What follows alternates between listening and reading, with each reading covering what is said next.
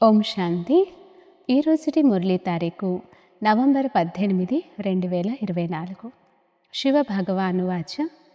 తండ్రి తెలియచేస్తున్నారు, మధురమైన పిల్లలు, తండ్రి అవినాశి వైద్యుడు.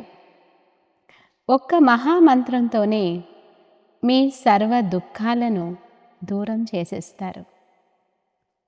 ప్రశ్న: మాయ మీ మధ్యలో విఘ్నాలు ఎందుకు కలిగిస్తుంది?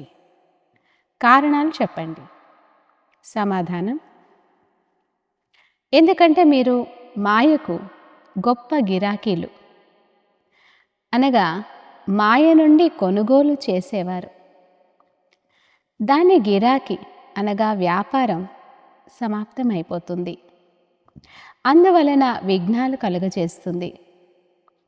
అవినాశి వైద్యుడు మీకు మందు ఇచ్చినప్పుడు మాయ జబ్బు ఉప్పొంగుతుంది, పైకి వస్తుంది. అందువలన విఘ్నాలకు భయపడరాదు. మన్మనాభవ మంత్రం ద్వారా మాయ పారిపోతుంది. మంచిది. మధురాతి మధురమైన అపరూపమైన పిల్లలకు మాత్పిత బాప్దాదాల ప్రియ స్మృతులు మరియు గుడ్ మార్నింగ్. ఆత్మిక పిల్లలకు ఆత్మిక తండ్రి నమస్తే. ధారణ కొరకు ముఖ్య సారం. ఫస్ట్ పాయింట్: మీ స్థితిని సదా ఏకరసంగా హర్షితంగా ఉంచుకునేందుకు తండ్రి, టీచర్, సద్గురు ముగ్గురిని స్మృతి చేయాలి. అంటే 3 రూపాల్లో స్మృతి చేయాలి. ఇక్కడ నుండే ఖుషి సంస్కారాలను నింపుకోవాలి. వారసత్వాల స్మృతి ద్వారా ముఖం ఎల్లప్పుడూ మెరిసిపోతూ ఉండాలి.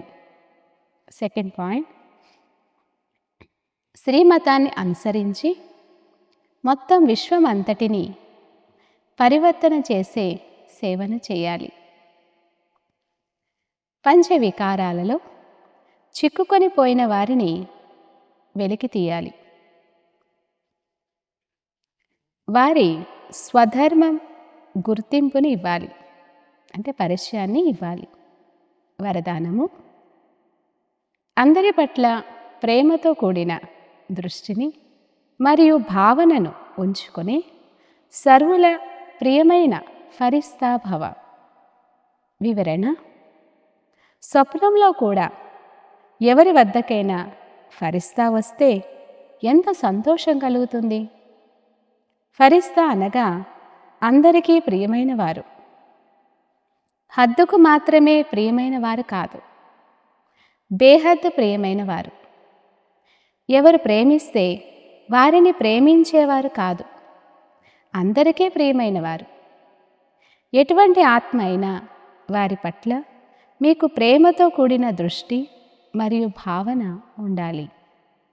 అటువంటి వారినే అందరికీ ప్రియమైన వారు అని అంటారు.